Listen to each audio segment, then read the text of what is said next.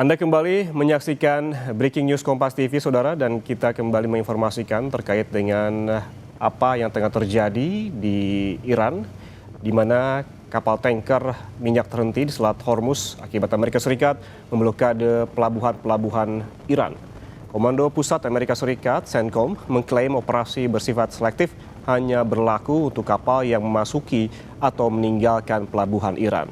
Kapal tanker Tiongkok, Rich Terry, dikabarkan telah melewati jalur pelayaran Selat Hormuz di tengah ancaman blokade Amerika Serikat. Kapal itu tercatat sebagai kapal pertama yang melewati Selat Hormuz sejak rencana blokade diumumkan, meski masuk daftar kapal yang terjerat sanksi Amerika Serikat.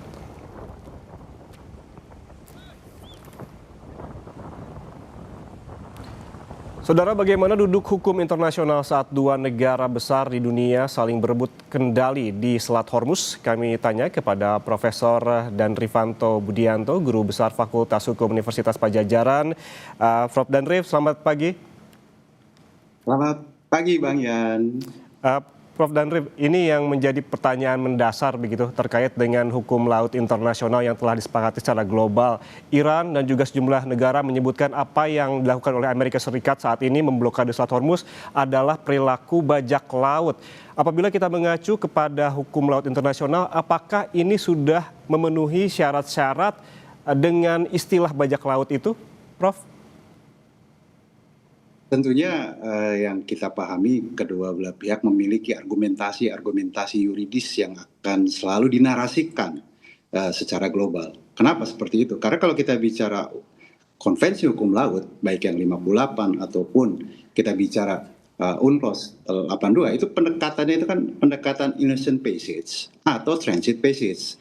Tidak ada ibaratnya logika memblokade suatu teritorial tertentu dengan kepentingan tertentu yang tentunya masing-masing ini memiliki tekanan-tekanan geopolitiknya. Begitu, Bang Rian. Kalau kita mengacu juga ini, Prof, mengapa Iran bersikeras memakai aturan lama yaitu lintas damai pada tahun 1958, sementara dunia kan ini sudah berpindah ke aturan UNCLOS 1982? Sebetulnya itu strategi yang sangat-sangat taktis yang dilakukan oleh Iran, karena Iran signature country dari Konvensi Jenewa 58 tentang hukum laut. Jadi, kita mesti ingat juga Amerika itu tidak menjadi negara peserta loh di kedua konvensi hukum laut itu. Jadi setidaknya secara hukum ada dasar yang digunakan oleh Iran bahwa secara hukum internasional we have the right untuk Strait Hormuz, walaupun sangat debatable secara akademik. Nah, kalau Amerika, dia unik ya, menggunakan pendekatan bukan perjanjian internasional sebetulnya, tapi customary international of law. Jadi kebiasaan-kebiasaan dalam hukum internasional itu juga adalah sumber hukum. Nah, itu yang dipergunakan oleh Amerika. Berarti ada basis hukum yang masing-masing dikemukakan begitu. Kalau kita bandingkan, mana yang lebih kuat sebetulnya, Prof? Kalau ini dibawa menjadi suatu dispute atau sengketa hukum internasional, kedua-duanya memiliki titik lemah. Tapi dalam posisi Iran yang memiliki wilayah kedaulatan maritimnya itu adalah Selat Hormuz, tentunya dia lebih memiliki argumentasi yuridis yang lebih kuat. Kalau Amerika, pendekatannya pasti pendekatan geopolitik dan hukum kebiasaan internasional. Jadi kedua-duanya punya sumber hukum internasional yang dijadikan dasar. Tapi kalau kita berbasis kepada persengketaan, maka nanti hakim di ICJ yang akan bisa menentukan mana yang akan lebih memiliki argumentasi secara hukum internasional. Jika kemudian, Prof, aturan lintas damai tadi yang seperti dibahas ini berlaku, apakah benar kapal perang Amerika Serikat sesungguhnya tidak punya hak sama sekali untuk siaga tempur atau menyelam saat lewat di Selat Hormuz? Oh, bagus sekali, Bang Rian, pertanyaan. Jadi mesti dipisahkan ya. Kalau innocent passage itu kapal perang harus melewat dalam kondisi peaceful.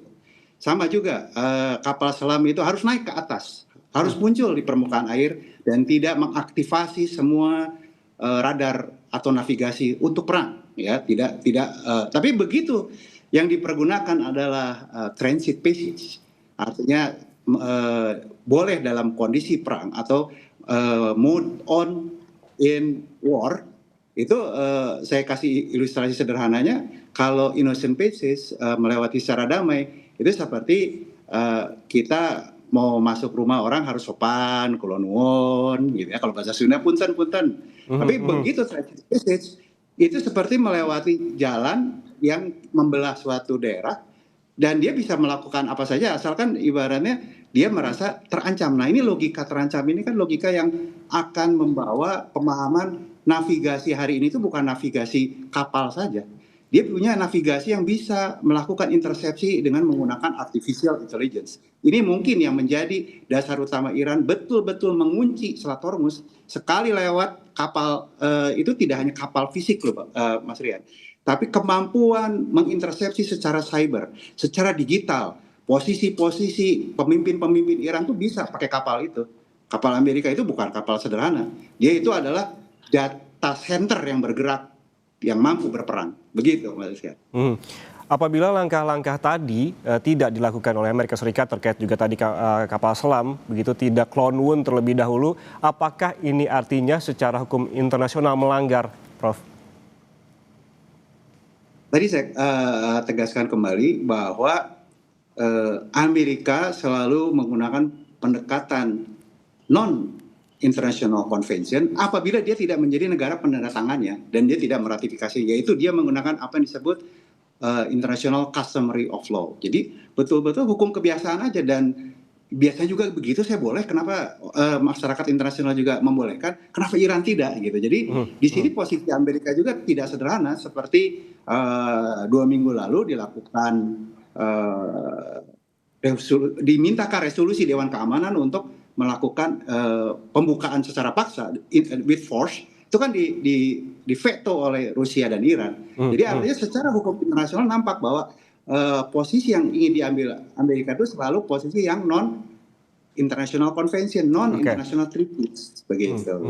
Yang menarik juga ini Prof, ketika gencatan senjata disepakati ataupun dilakukan pada pekan-pekan lalu, ini Iran memberlakukan tarif tol begitu, tol Selat Hormuz, meminta bayaran sebesar $2 juta per kapal. Dan kalau tidak salah begitu, bahkan ini yang ditarik begitu berupa cryptocurrency dan juga yuan. Apakah menurut Anda ini murni biaya jasa pengamanan atau ada strategi lain yang tidak bertentangan dengan hukum?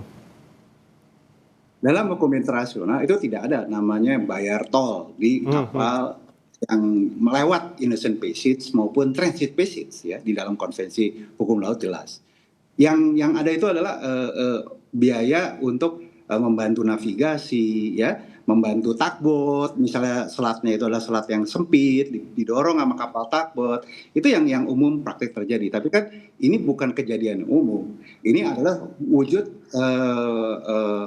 yurisdiksi yang dibuat secara immediate oleh Iran, sehingga itu betul, itu pakai Bitcoin, pakai kripto. Kenapa? Karena kalau dia pakai US dollar yang 2 juta US kan itu sekali lewat, Mhm, itu mhm. ditahan nanti pasti di perbankan di seluruh dunia yang pakai US dollar oleh Amerika, dianggap sebagai tindakan yang berseberangan dengan kebijakan pemerintah Amerika.